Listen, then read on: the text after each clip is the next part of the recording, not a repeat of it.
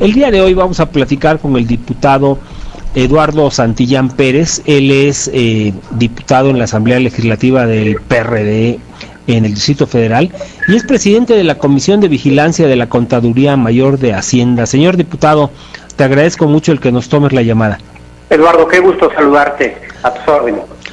Preguntándote hay dos temas aquí que me están llamando la atención. Uno, lo de Benítez Treviño, preguntarte más adelante cómo tomas las acciones del gobierno federal, y por la otra parte, las acciones que se han hecho con respecto a la cruzada esta contra el hambre. ¿Cómo repercuten en el Distrito Federal? ¿Cómo repercuten también ahí en la Asamblea del Distrito Federal? ¿Y qué acciones se deben tomar? Mira, precisamente lo que se ha comentado en torno a la Cruzada Nacional contra el Hambre es que no se trata de una política integral. Se trató de hacer una copia de pirata, diría yo, del programa Cero Hambre que Luis Ignacio Lula da Silva estableció en el caso de Brasil. Nada más que, en el caso de Brasil se trata de cerca de 34 programas y acciones fundamentales. Una de ellas, o las principales, han sido el mejoramiento en el salario. No es posible pensar que se pueda combatir al hambre si no se mejora el salario. Entonces pareciera incluso contradictorio. Mientras se propone una reforma laboral que tiende a generar condiciones deplorables para el salario, y de repente decir que vamos en una cruzada contra el hambre. Me parece que es grave que se trate solamente de un tema contra el hambre y que se diga, a ver, vamos a proponer desde el PRI, se dice, una reforma que va a implicar el IVA a alimentos y medicinas y vamos a establecer una cruzada contra el hambre. Me parece también muy inadecuado que se hayan seleccionado 500 municipios del país que pareciera que fueran los más pobres, pero, oh sorpresa, pues resulta que también son los más importantes en términos electorales. Te pongo el caso de la Ciudad de México. De las 16 delegaciones, pues resulta que se estableció que solamente en 4 delegaciones hay esos niveles de pobreza que deben de permitir el acceso a este programa. Y son, curiosamente, Iztapalapa, Benito Juárez, Álvaro Obregón y Tlalpan, que concentran en su conjunto pues prácticamente el 50% del padrón electoral. Por eso es que nosotros hemos pedido desde la Asamblea Legislativa, en primer lugar, que se hagan las cosas bien. Claro que desde la izquierda, si algo pugnamos es por una política integral de combate a la pobreza, no solamente una visión asistencialista para que la gente no muera de hambre, pero que no salga de su situación de pobreza. Entonces hemos establecido, por un lado, que si incluso se retome la experiencia de la Ciudad de México, ¿por qué no? Programas universales, programas que beneficien a todos los sectores de la población, no programas segmentados.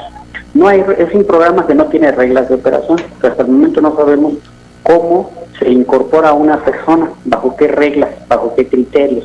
Se ha establecido que en cada una de estas delegaciones hay una serie de prioridades que se consideran urgentes de atender para combatir realmente la pobreza.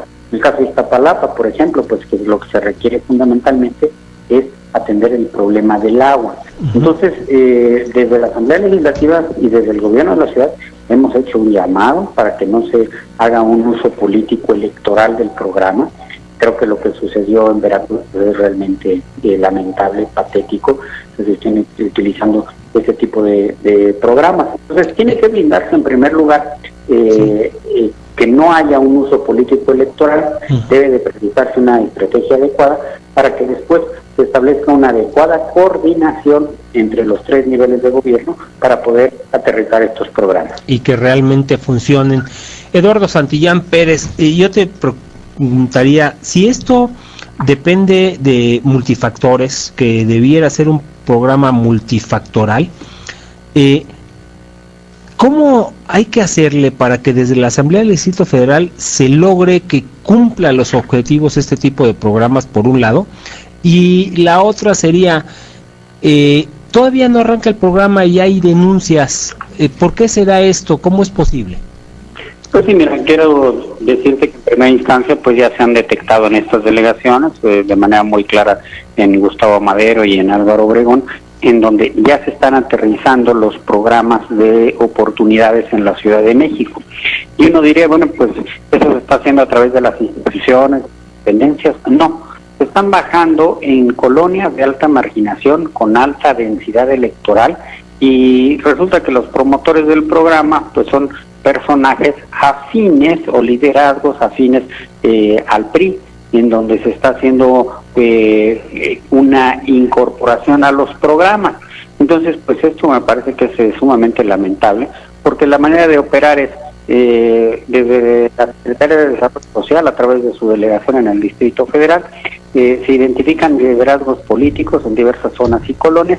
A cada líder político se le determina, tú tienes 50, 100, 200 tarjetas de los diversos programas de oportunidades, y entonces tú vas a poder bajar estos programas. Tú selecciona a las personas. La única cuestión pues será que nos apoyen en los procesos electorales, que asistan las actividades políticas a las que se les estará invitando, y entonces se van incorporando. Me parece que es muy lamentable un nivel de operación de esta naturaleza. Ya se tiene detectado. En el caso de Gustavo Madero, pues incluso diputados del PRD ya han estado haciendo las denuncias. Claro. Y pues lo que nosotros esperaríamos pues es una actitud responsable por parte de la Secretaría de Desarrollo Social Federal, decir que desde la Asamblea Legislativa pues estaremos planteando esto. Precisamente se ha planteado la posibilidad de la creación de un observatorio ciudadano en la Ciudad de México, en el cual pues participen distinguidas personalidades, expertos en política social, que sean quienes determinen si los programas se están operando de manera adecuada, de tal manera que pues sean trabajadores sociales los que estén visitando las casas y no los líderes políticos afines al PRI. Que así debería ser. Eduardo, muchas veces hemos percibido los ciudadanos de que a la hora que se acerca la elección hay denuncias de todo tipo y se dice que ya hicieron, que no hicieron, y que ahí están los hechos. Yo te preguntaría, si ya lo detectaron ustedes y cuentan con elementos suficientes, ¿hay pruebas contundentes como para proceder legalmente, denunciarlos y que paguen conforme a la ley? Pues mira, se están precisamente ubicando cuáles son estos modus operandi en este momento. Como te repito, hasta el momento ya hay identificados que personas que no son trabajadores de ninguna dependencia, son liderazgos políticos. Entonces, pues estaremos atentos para poder recibir todas las quejas, las denuncias por parte de la ciudadanía, y pedir sobre todo, se ha pedido la intervención. Bueno, ¿de qué magnitud ha sido el problema? Que incluso dentro del Pacto por México se estableció que uno de los puntos fundamentales era la creación de un adendum en donde se establecía un blindaje a los programas sociales, pero la realidad que se está viviendo es otra. Entonces, pues estaremos nosotros exigiendo que la Secretaría de la Función Pública y la propia FEPADE puedan estar llevando a cabo las investigaciones sobre este tema, y estaremos denunciando permanentemente esta situación. Pues ahí está el tema en la mesa para que los ciudadanos lo valoren. Y por último, preguntarte, ¿qué opinión te merece el que hayan destituido al titular de Profeco, Humberto Benítez Treviño? Pues mira, me parece que efectivamente lo sucedido con su hija, sobre todo minó sustancialmente la credibilidad de la Procuraduría Federal del Consumidor, y que es muy importante que una institución como esta naturaleza, pues su titular pues efectivamente sea una persona que no esté cuestionada, y al contrario, nosotros pediríamos que esta sea un buen mensaje a todo el gobierno federal para evitar abusos de esta naturaleza, abusos de esta índole, y que no se presenten. Y en lo subsecuente, pues nosotros al mismo tiempo pues pediríamos que se tenga mucho cuidado. Incluso también yo creo que aquí se junta con el tema de creo que el propio procurador tenía alguna situación médica, en fin. Entonces creo que el mensaje sí es: no se permitirán abusos de los familiares de los titulares de las dependencias. Creo que es un buen mensaje. Pues ahí está, te agradezco muchísimo el que nos hayas tomado la llamada, y ahí está sobre la mesa la cuestión que hay que seguir, ¿no?